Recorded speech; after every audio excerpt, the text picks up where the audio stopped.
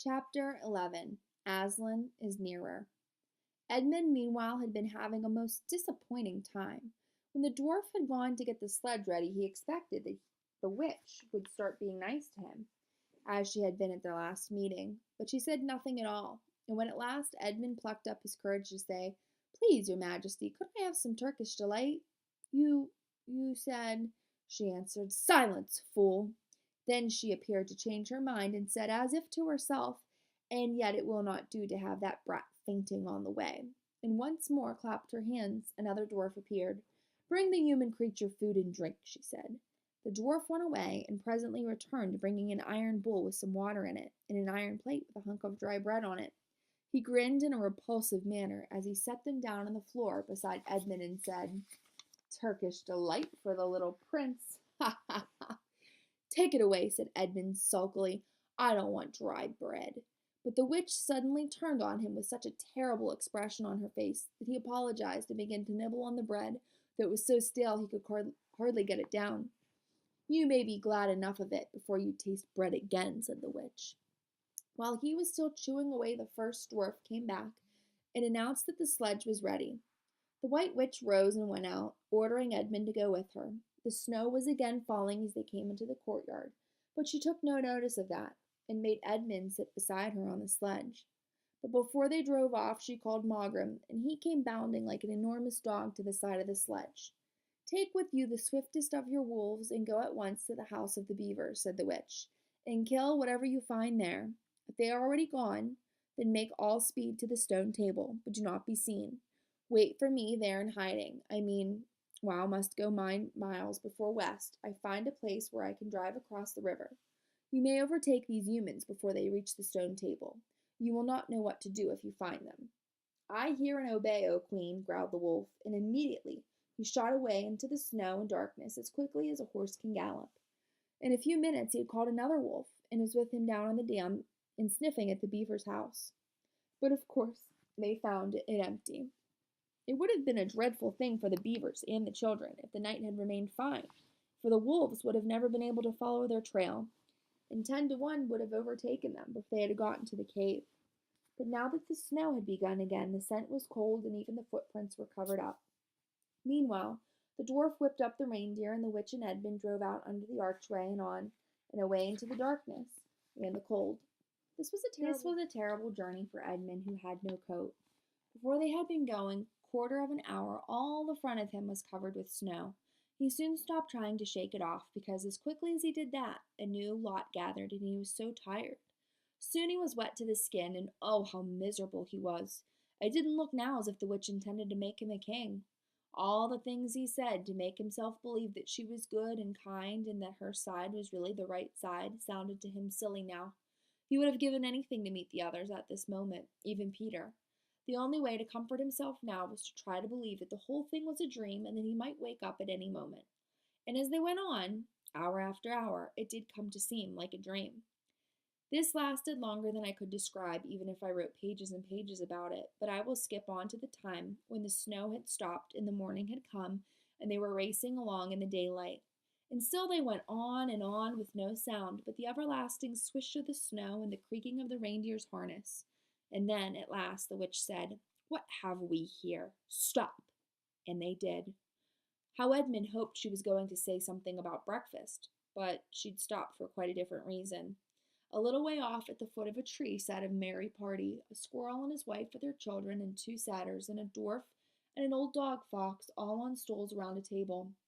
Edmund couldn't quite see what they were eating, but it smelled lovely, and there seemed to be decorations of holly, and he wasn't at all sure that he didn't see something like a plum pudding. At the moment when the sledge stopped, the fox, who was obviously the oldest person present, had just risen to its feet, holding a glass in its right paw as if it was going to say something. But when the whole party saw the sledge stopping and who was in it, all the gaiety went out of their faces. The father squirrel stopped eating with his fork halfway to his mouth, and one of the satyrs stopped with its fork actually in its mouth, and the baby squirrel squeaked with terror. "What is the meaning of this?" asked the witch queen. Nobody answered. "Speak, vermin," she said again, "or do you want my dwarf to find your tongue with his whip? What is the meaning of all this gluttony, this waste, this self-indulgence? Where did you get all of these things?" Please, your majesty, said the fox, we were given them. And if I might make so bold as to drink your majesty's very good health, who gave them to you? Said the witch. Father Christmas, stammered the fox. What? Roared the witch, springing from the sledge and taking a few strides nearer to the terrified animals. He has not been here. He cannot have been here. How dare you? But no. Say you've been lying, and you shall even now be forgiven. At that moment, one of the young squirrels lost its head completely. He has, it squeaked, beating its little spoon on the table. Edmund saw the witch bite her lip so that a drop of blood appeared on her white cheek. Then she raised her wand. Oh, don't, please don't, shouted Edmund. But even while he was shouting, she had waved her wand, and instantly, where the merry party had been, there were only statues of creatures. One with its stone fork fixed forever halfway to its stone mouth, seated round a stone table in which there were stone plates and a stone plum pudding. As for you, said the witch, giving Edmund a stunning blow on the face as she remounted the sledge, let that teach you to ask favor for spies and traitors. Drive on. And Edmund, for the first time in his story, felt sorry for someone besides himself. It seemed so pitiful to think of those little stone figures sitting there all the silent days and all the dark nights, year after year, till the moss grew on them and at last even their faces crumbled away. Now they were steadily racing on again, and soon Edmund noticed that the snow which splashed against them as they rushed through it was much wetter than it had been all last night. At the same time, he noticed that he was feeling much less cold. It was also becoming foggy. In fact, every minute it grew foggier and warmer, and the sledge was not running nearly as well as it had been running up till now. At first he thought this was because the reindeer were tired, but soon he saw that it couldn't be the real reason. The sledge jerked and skidded and kept on jolting as if it had struck against the stones.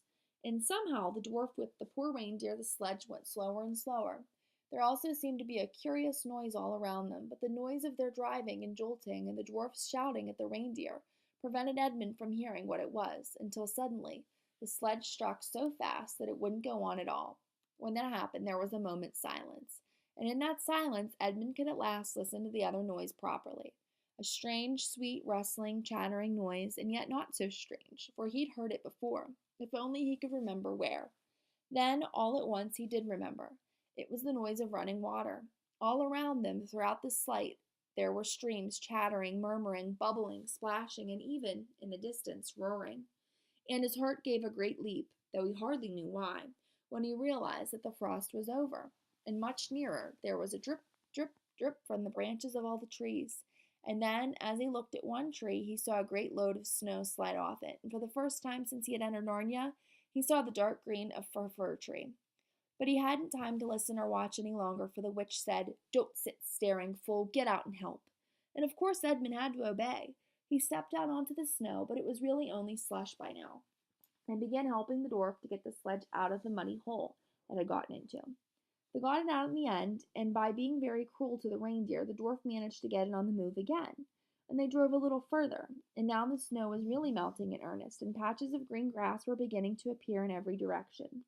Unless you have looked at a world of snow as long as Edmund had been looking at it, you will hardly be able to imagine what a relief those green patches were after the endless white. Then the sledge stopped again. "It's no good, your majesty," said the dwarf. "We can't sledge in this thaw." "Then we must walk," said the witch. "We shall never overtake them walking," growled the dwarf. "Not with the start they've got." "Are you my counselor or my slave?" said the witch. "Do as you're told. Tie the hands of the human creature behind it and keep hold of the end of the rope. And take your whip and cut the harness of the reindeer. They'll find their own way home." The dwarf obeyed, and in a few minutes Edmund found himself being forced to walk as fast as he could with his hands tied behind him. He kept on slipping in the slush and mud and wet grass, and every time he slipped the dwarf gave him a curse and sometimes a flick with the whip. The witch walked behind the dwarf and kept on saying, "Faster, faster." Every moment the patches of green grew bigger and the patches of snow grew smaller. Every moment more and more of the trees shook off their robes of snow. Soon, wherever you looked, instead of white shapes, you saw the dark green of firs and the black prickly branches of bare oaks and beeches and elms. Then the mist turned from white to gold and presently cleared away altogether. Shafts of delicious sunlight struck down into the forest floor, and overhead you could see a blue sky between the tree tops. Soon there were more wonderful things happening. Coming suddenly round a corner into a glade of silver birch trees, Edmund saw the ground covered in all directions with little yellow flowers, celandines. The noise of water grew louder. Presently they were actually crossed a stream. Beyond it they found snowdrops growing. Mind your own business, said the dwarf, when he saw that Edmund had turned his head to look at them, and he gave the rope a vicious jerk.